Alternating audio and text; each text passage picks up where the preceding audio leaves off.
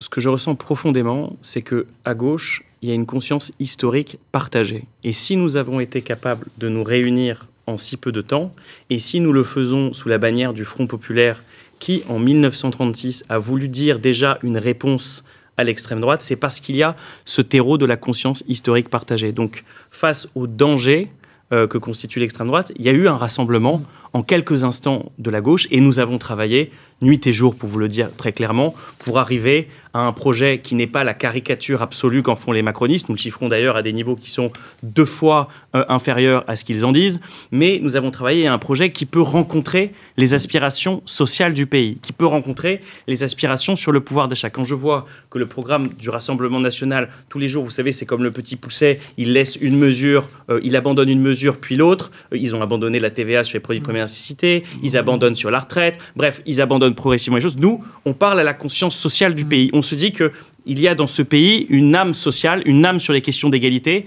et que si les Français, le lendemain du 7 juillet, se réveillent avec un peu plus de salaire, c'est différent que avoir pour simple problème. J'entendais Jordan Bella qui disait moi, je m'engage en première mesure à supprimer le droit du sol. Quand vous vous réveillez le lendemain matin et que le RN a supprimé le droit du sol, il ne s'est rien passé pour vous. En revanche, quand il y a des mesures sociales qui sont mises en place, il s'est passé quelque chose pour vous.